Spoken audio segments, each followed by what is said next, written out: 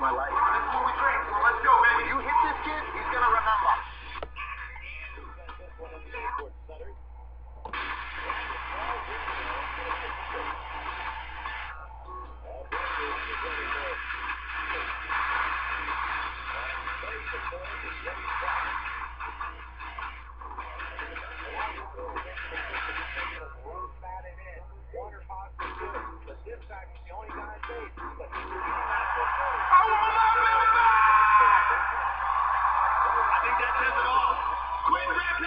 Ladies and gentlemen. I'm getting that belt back. I'm sorry. I'm getting that belt back. I'm not getting knocked out. I'm getting that belt back. I'm getting that belt back. Think about it. Know it. See it. Rampage getting his belt back. It was just very disrespectful for him to get in my face after I just fought, a tough fight. I'm gonna knock you clean out. In the cage after he beat Keith, just kind of like they're talking trash a little bit. And I walked over and said, "You're gonna take my belt?" And I was like, "Oh yeah?" And then just from there, just popped off. Okay. Don't say that, Rashad. Don't say that, Rashad. I don't want it. I don't want it. This fight is a grudge match, and it's very personal. So, he said some personal things and some things that he's totally fabricated. That was just one thing. I mean, that was just like something I thought that just happened in front of the cameras, but then when we got into it on our own personal time, and I was like, dang, this might be real. What's wrong with that boy getting my face like that? You better look, I'm a professional, you know what I'm saying? Where I'm from, you don't get somebody's face like that. Especially when your breath be smelling like that. You don't get nobody's face like that. Shaw, what's wrong with you, man? Rampage. You knock me out from that, I'm gonna get him mad. You don't I like the things he's saying to me, he like what I'm saying to him. It really don't matter the way you see things, to be honest.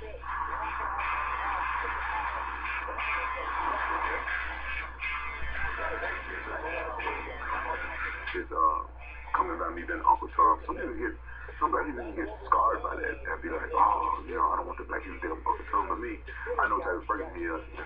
Basically, I don't care what people think about me. The fact that he said it, you know what I'm saying? So it's like, after the fight, you know what I'm saying? If I knock him out and everything, then it's squashed. I'm happy. But I'm pretty sure this would be one of the fights. Whoever wins, you know what I'm saying? It'd be like on cloud nine for the other guys. The loser will want a rematch.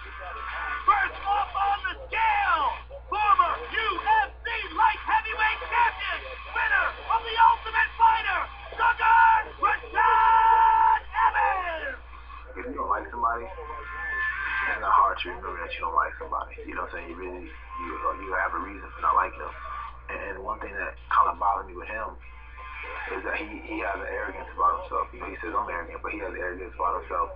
He says things like, I don't deserve to fight him in a sense. Like, who have I beat? Forrest Griffin, somebody?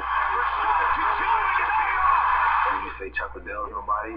These are all people that he's fought. Really, what is he really trying to say? He doesn't make any sense to me. So when he says things to me like this, I don't want to smack him. I just want to choke the shit out of him and just keep choking him until he starts to think about what he's saying. And somebody like that, it's not easy for me to not like, because he's just stupid.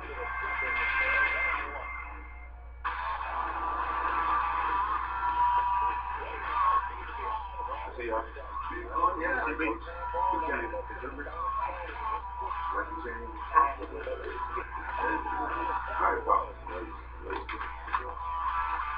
I'm feeling good. I'm strong as I ever been, and I train hard as I ever trained, so, I'm feeling good. I'm feeling very confident, and that's the most important thing. Whether it's fight a street brawl or a technical fight, for me, it don't matter, because, you know what I'm saying, I am a brawler, you know what I'm saying, that's my style of fighting, and it don't matter to me if this fight, if it turns into a brawl or a street brawl, I'm ready for it all, that's my background, that's what I'm more comfortable with, so, I just, over the years, I learned technical, stuff. Oh, Al, you're a lifesaver. You love to see a grown man cry. I lost my hand, boo.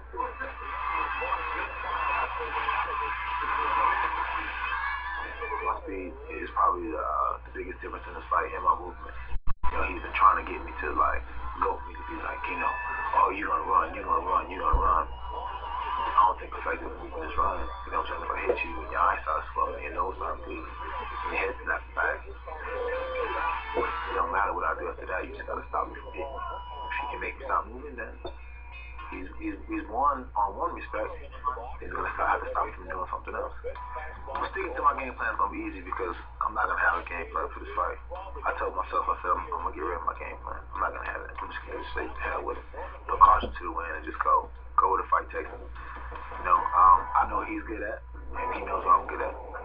So I'm just gonna let the chips fall where they may, and see what happens.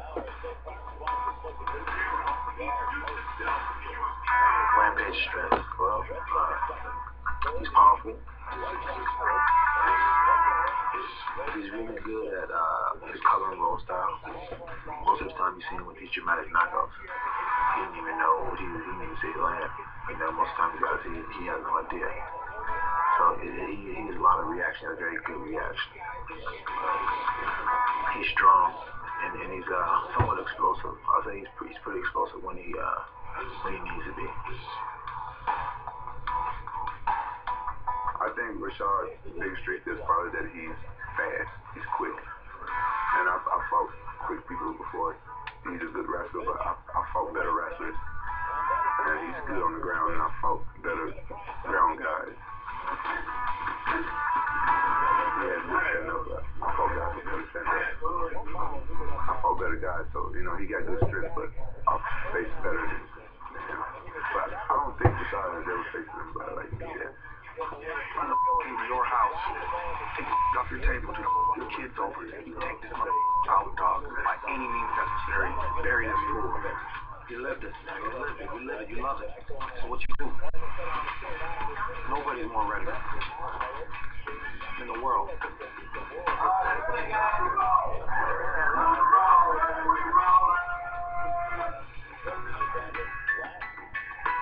Now you get to go out and have fun.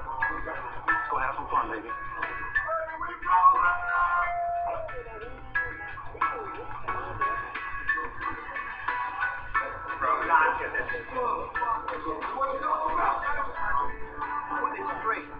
Time to shine, brother. Tonight, Rashad. The best in the world, bro. Your kids.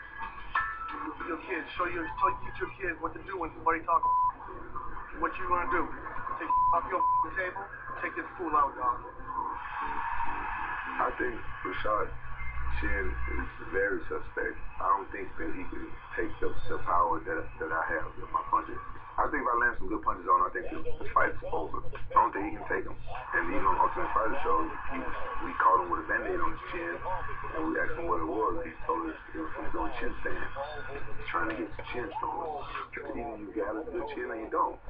So I'm gonna test it. I'm gonna test his chin. It all remains to be seen if the grudge is going to be over after this fight. At least for me, respectfully speaking, after we fight, no matter the outcome, I'm going to give my respects until I walk out the octagon. Just because of what we just exchanged. And I think, when two warriors go in there and they fight, and they bleed and they sweat and they give it up their all to one another, I think that there's a respect given no matter what, because to do what we do, it's not easy on many levels. And being physical, it's just scratching the surface. But from emotional, mental, and psychological standpoint, it's a very hard thing to do.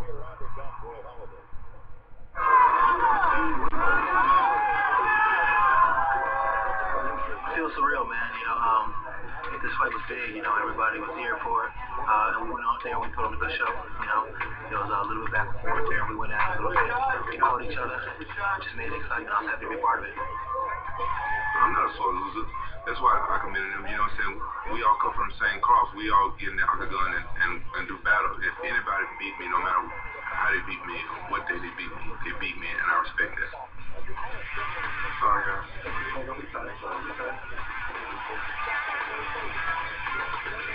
I would like to get back in there as soon as possible. I didn't like the way I felt, how much I hesitated, stuff like that. This fight's gonna haunt me for a long time as well. I wanted to get in there and let him know that he can count on me and back me up. Something to think about because I knew he thought that he could hit me, and all those rounds on me, he would come through a lot more with them. So I wanted to get him to respect me early. So I said, the first chance I get, as soon as he opens up, I'm going to throw that straight right, because he opens up big with that left hand. I think he caught me with that punch, and I went down. So I didn't want it to be like a 10-8 round to put anything to any kind of controversy at all. I don't want it to be a draw at all. So I wanted to make sure that I finished the round strong. And I wanted to match that intensity, because I just wanted to know that, you know what, he's not gonna walk away and say I caught him with a good shot and then luckily the round ended. I want to make sure he knew that when the fight was over, I won that fight. I'm not a sore loser. I'm a fighter. I've been a fighter all my life. But, so I ain't gonna forget the stuff he said. He still kissed my black ass. Yeah, I feel the same way, man. He kissed my ass, too. Off the wall on a hop. He throws easily to the bag. Getting on the Ultimate Fighter show was a process in itself. I remember trying out going to the tryouts, and I sit down at this table, and it's like, Dana White and a team of people there. I'm just like, damn, it's like just me. And Dana's like sitting there, and he just like he says, you gotta be kidding me. I was like, what? You mean to tell me you want to be an Ultimate Fighter heavyweight? Bro, I'm bigger than you. Are you kidding me? I'm like, damn. And, Dana White's like, what's going to happen here is you're going to get taken down. You're too little, and you're not going to be able to get up, and I'm going to have a boring show because you're too little to be on the show. I was like, damn. So I didn't even think I was going to get on the show. But then when I got a chance to get on the show, the producer said to me, he said, listen, Rashad, I went to bat for you. Just do me a favor and not lose your first fight. So I'm thinking to myself, okay, I got one fight. I'm going to win my first fight. I couldn't even fathom just like doing the whole, beating everybody, but I was just like, I'm just going to do one fight at a time. I was fighting Tom Murphy, and what motivates me is just like having fun with it. You know what I'm saying? Like an AM1 basketball player, hitting him with a crossover, then look at it and laugh at it. I mean, that's fun for me, but people are like, oh, that's so disrespectful to your opponent. But I'm just having fun. I was like a little kid out there playing. So now he was going to take too kindly to my plan because, for one, he thought I was going to get beat. Rashad, to be honest, I'm going to tell my guys never to act like that in the octagon. I should use you as an example of what not to do. But as far as what shows, I hate it. I'm glad you're not on my team. Rashad, well, I didn't like your performance today, and I think that, I made the right decision not to pick you on my team. I don't like all that showboat. I was like, this little man, I just felt like going over there and choking it out of him. But it bummed me out, man, because Matt, he was one of those guys that I looked up to, and I'm just like, damn.